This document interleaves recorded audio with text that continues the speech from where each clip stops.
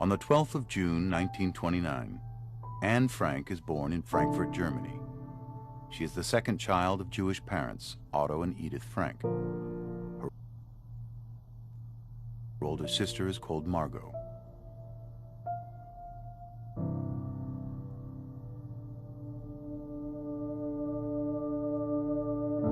In 1933, when Anne is 3 years old, Adolf Hitler and the Nazi Party rise to power in Germany. The Nazis, building on existing anti-Jewish sentiments, blame the Jews for many of Germany's problems, and Hitler's government soon passes laws that turn Jews into second-class citizens.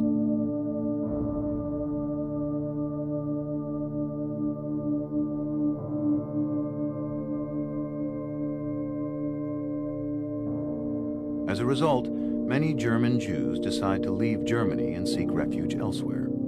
The Frank family moves to Amsterdam, the Dutch capital, where Otto Frank establishes his own business. The family settles in, leading a normal life for a number of years.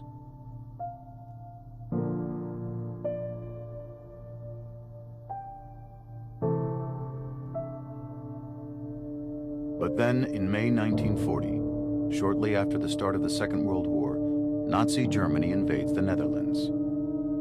It installs an oppressive regime and starts isolating the Jewish population. In 1941, the situation worsens as the Nazis start to carry out raids, arresting Jewish men and transporting them to concentration camps in Nazi Germany.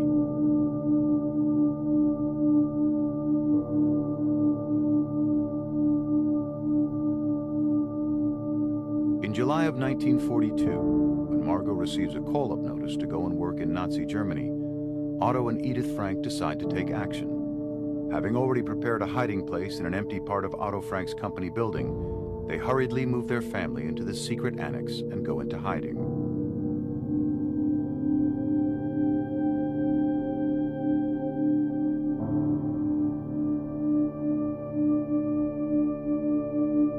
Here, the Frank family is soon joined by 4 other Jewish people: Otto's co-worker Hermann von Pels, his wife August, and their son Peter, and one of Otto's friends, Fritz Pfeffer.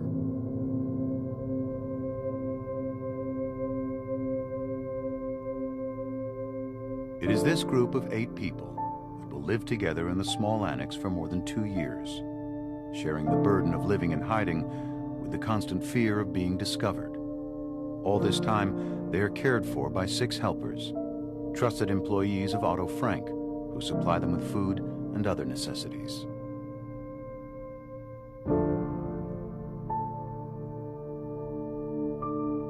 During this period, Anne, then a young teenager, keeps a diary, writing about her feelings and experiences in the annex, about the events taking place in their secret hiding place, its entrance hidden behind a revolving bookcase.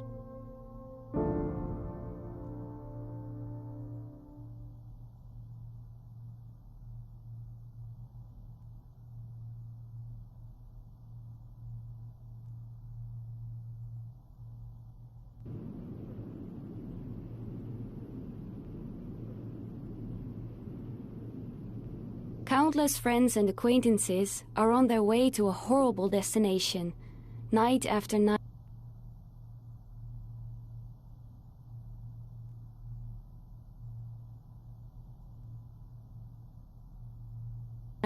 The green or gray military vehicles drive by, ring every bell to ask if Jews live there. If so, the whole family has to go along right away. If not, they move on. No one can escape their fate unless they go into hiding.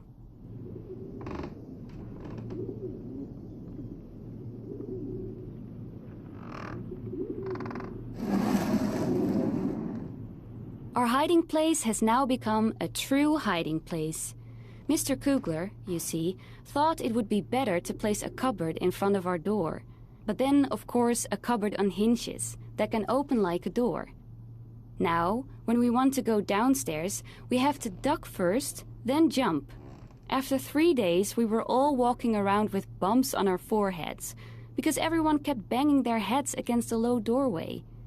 Peter then made the door frame as soft as possible by nailing to it a cloth full of wood shavings. We'll see if it helps.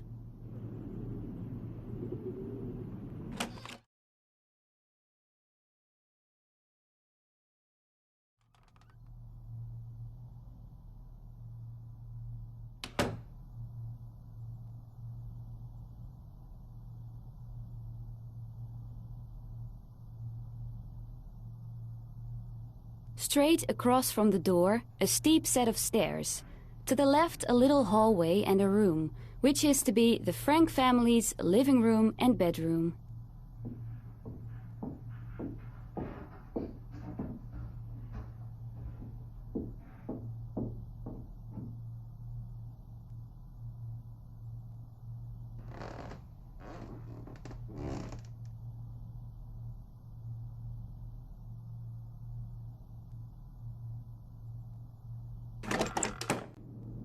Of course, we are never allowed to look out the window or go outside.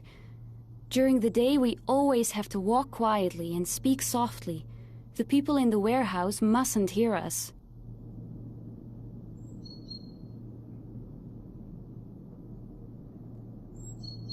It weighs on me more heavily than I can say that we can never go out, and I am terribly afraid that we will be caught and executed.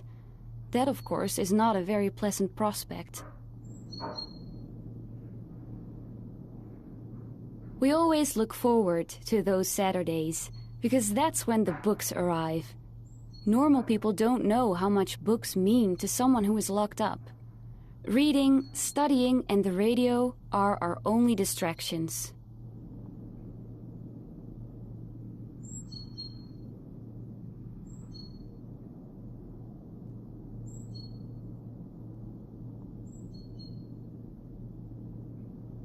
It's terrible being sick in here. Whenever I had to cough, I would crawl down deeper under the blankets and try to quieten my throat as gently as possible. But enough about being sick now. I'm feeling dandy again. I've grown half an inch, put on 2 pounds, pale and eager to learn.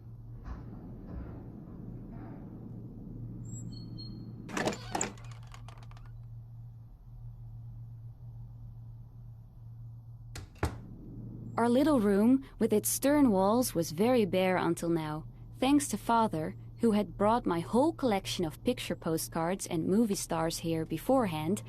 I have been able to treat the walls with a pot of glue and a brush, and so turn the entire room into one big picture.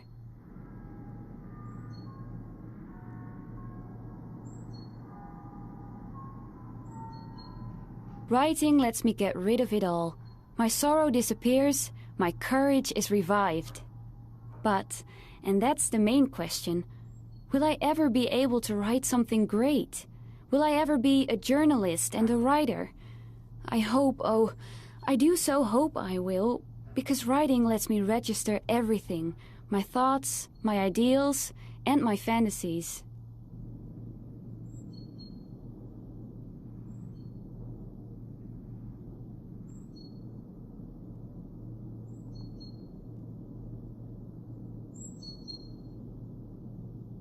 As of yesterday, I have found something new.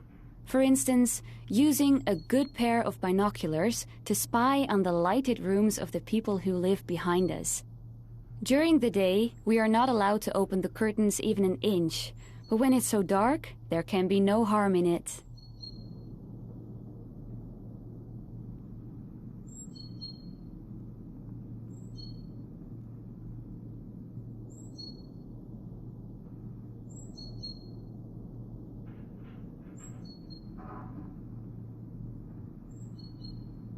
My hopes are fixed on the time that will come after the war. I would love to go to Paris for a year and London for a year to learn the language and study art history.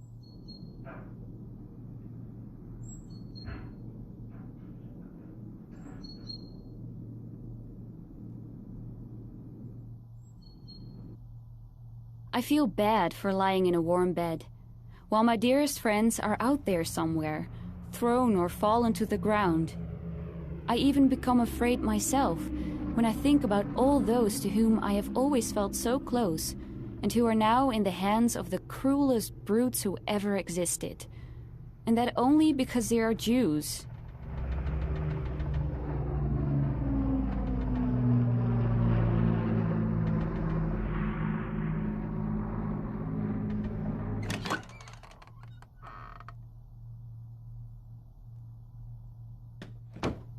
Margot and Mother are on pins and needles. Shh, Father. Quiet, Otto. Shh. It's 8:30. Come here now. You can't run the water anymore. Walk quietly. These are the various cries that go out to Father in the bathroom. At the stroke of 8:30, he must be in the room. Not a drop of water, no walking, everything quiet. When there's no one in the office downstairs, everything sounds so much louder in the storeroom.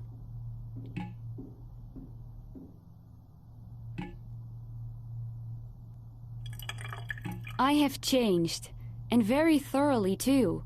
Totally and in every way. My opinions, outlook, judgment, appearance, inner life, everything has changed, and I am pleased to say, because it's true, for the better.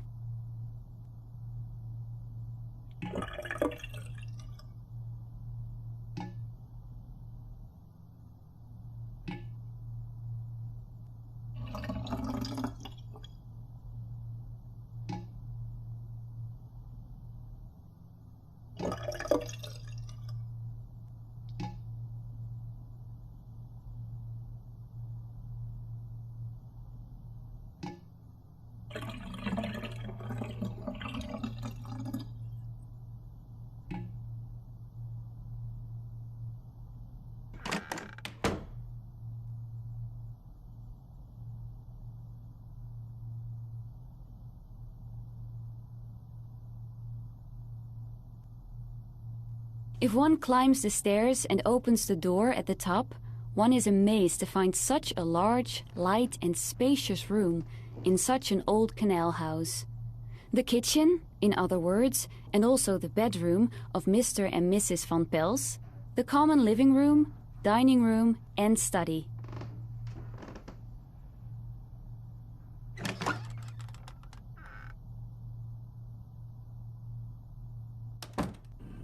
That difference, that huge difference, is always there.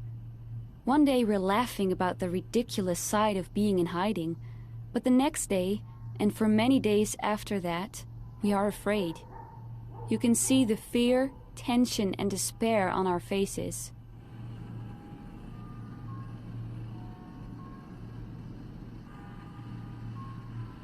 This is the BBC Home Service.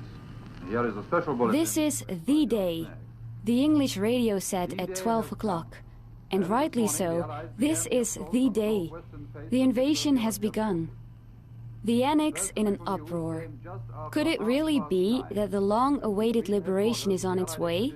The liberation about which we've talked so much, but that is still too lovely, too fabulous to ever come true.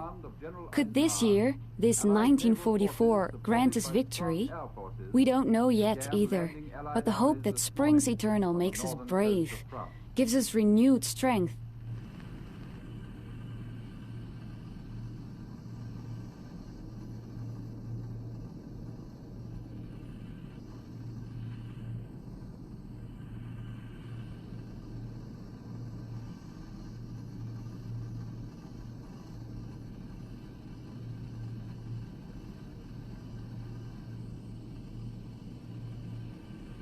During the 21 months we've been here, we have gone through quite a number of food periods. By food periods, I mean periods during which one gets nothing else to eat but a certain dish or certain vegetables. It is not nice at all to have to eat sauerkraut, for example, every day at lunch and at dinner again. But when you're hungry, there are lots of things you put up with.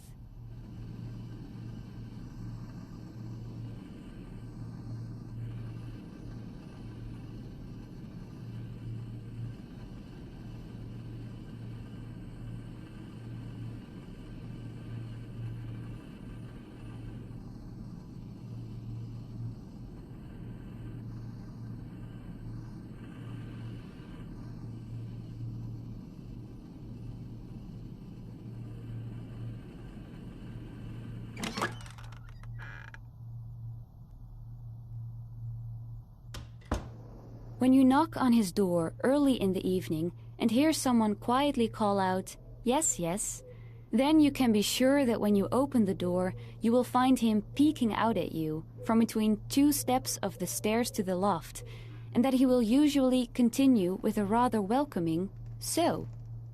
His little room is, well, what is it really? I think a sort of landing on the way to the loft. Very small, very dark and very humid. But he has made it into a real bedroom.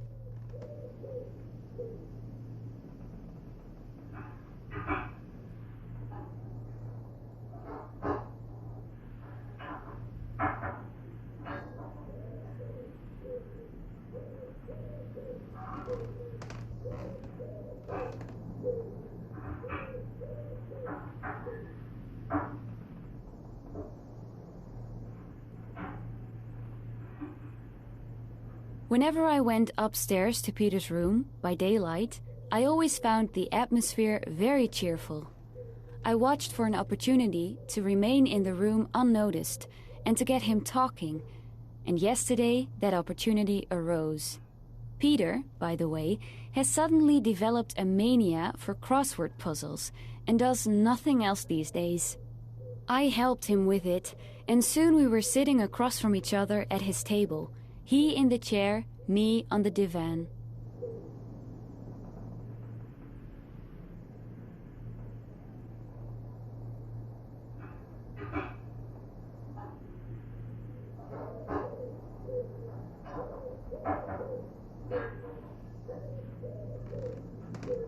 Do you really think that father and mother would approve of me sitting on a divan with a boy, kissing?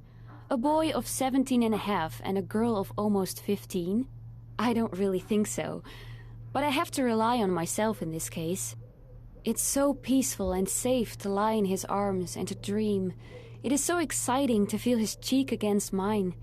It's so lovely to know that someone is waiting for me.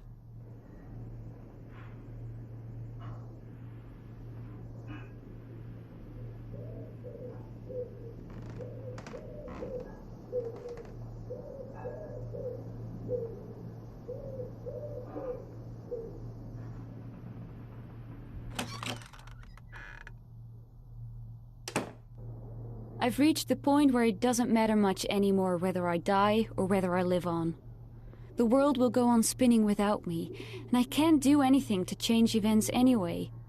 I let it come and do nothing but study, and hope that things will turn out well.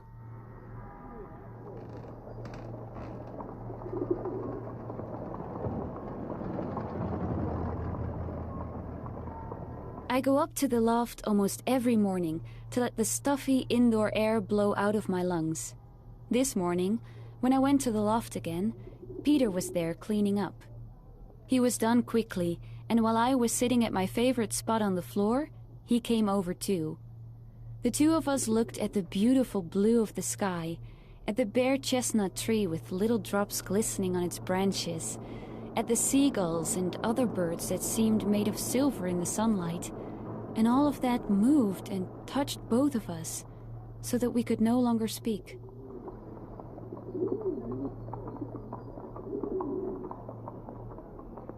That is the difficult thing these days. Ideals, dreams, lovely expectations barely rise up before being struck down by the most horrible of realities, and so destroyed completely. I see how the world is gradually being transformed into a wasteland. More and more loudly, I hear the incoming thunder that will kill us too. I feel the suffering of millions of people, and still, when I look at the sky, I think that all this will finally turn out for the good. That this hardness too will stop. That calm and peace will return to the world order. In the meantime, I must keep my ideals high and dry. In the days that are coming, I may actually be able to carry them out.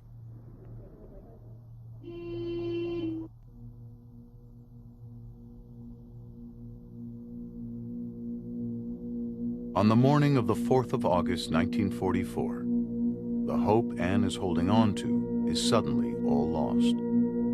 The hiding place is discovered, and police barge into the annex, arresting everyone.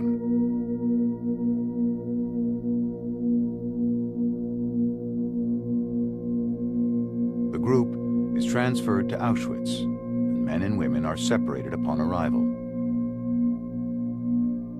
After 2 months, Anne and her sister Margot are transferred to Bergen-Belsen. The living circumstances in the camp are horrific, and in February 1945, Anne and Margot both die from illness and exhaustion, 2 months before the camp is liberated. Of the entire group, only Otto Frank survives the camps. When he returns to the Netherlands, he finds the annex completely ransacked. Most of Anne's writings, however, had been safeguarded after the raid by one of the helpers, Miep Gies. When it becomes clear that Anne has died, they are handed over to Otto. Upon discovering Anne wanted to publish a book about her experiences, he decides to fulfill her wish. In 1952, Diary of a Young Girl is published in English.